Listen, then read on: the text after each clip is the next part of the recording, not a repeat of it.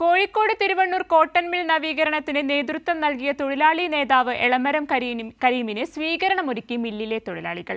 2003-ൽ UDF സർക്കാർ അടച്ചുപൂട്ടിയ Malabar spinning and weaving mill 2006-ൽ എളമരം കരീം തൊഴിൽ മന്ത്രിയായ ശേഷമാണ് തുറന്നു പ്രവർത്തനം ആരംഭിച്ചത്. തെരഞ്ഞെടുപ്പ് പ്രചരണത്തിന്റെ ഭാഗമായാണ് കോഴിക്കോട്ടെ LDF സ്ഥാനാർത്ഥി എളമരം കരീം തിരുവണ്ണൂർ കോട്ടൺ മിൽ സന്ദർശിച്ചത്. 2003-ൽ UDF സർക്കാർ അടച്ചുപൂട്ടിയ Malabar spinning and weaving mill നവീകരണത്തിന് നേതൃത്വം നൽകിയ എളമരം കരീമിനെ തൊഴിലാളികൾ സ്വീകരിച്ചു.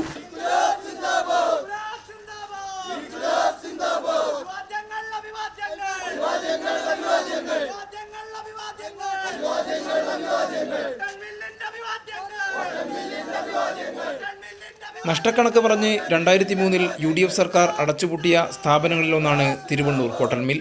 3 വർഷം നീണ്ട സമരത്തിന് CITU നേതാക്കളായ എളമരം കരീം, TP രാമകൃഷ്ണൻ എന്നിവരാണ് നേതൃത്വം നൽകിയത്. 2006-ൽ വന്ന VS അച്യുതാനന്ദൻ സർക്കാരിൽ വ്യവസായ മന്ത്രിയായ എളമരം കരീം സ്ഥാപനം തുറന്നു. 36 കോടി രൂപ മുടക്കി നവീകരിച്ചു. 100-ൽ താഴെ തൊഴിലാളികൾ അവശേഷിച്ച സ്ഥാപനത്തിൽ ഇന്ന് 250 സ്ഥിരം തൊഴിലാളികളും 100 താൽക്കാലിക ജീവനക്കാരും തൊഴിലെടുക്കുന്നു. ഈ തെരഞ്ഞെടുപ്പ് വളരെ നിർണായകമാണ്. കഴിഞ്ഞ 10 കൊല്ലക്കാലത്തെ മോദി ഗവൺമെൻറ് തൊഴിലാളികളെ ദ്രോഹിക്കുക മാത്രം ചെയ്ത് പ്രോവിഡന്റ് ഫണ്ട്, പെൻഷൻ സുപ്രീം കോടതി വിധിച്ചിട്ട് പോലും നിലവിലുള്ള സ്ലാബിൽ മാറ്റം വരുന്നില്ല. 27 ലക്ഷം പെൻഷനേഴ്സ് 1000 രൂപയിൽ താഴെ പെൻഷൻ വാങ്ങുന്നു. 1000 രൂപയിൽ താഴെ പെൻഷൻ എന്നൊക്കെ പറഞ്ഞാൽ എന്താ നിങ്ങൾ ആലോചിച്ചു?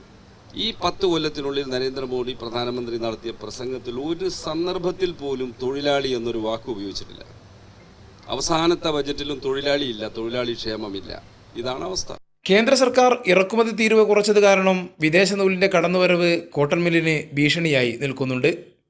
കൈരളി ന്യൂസ്, കോഴിക്കോട്.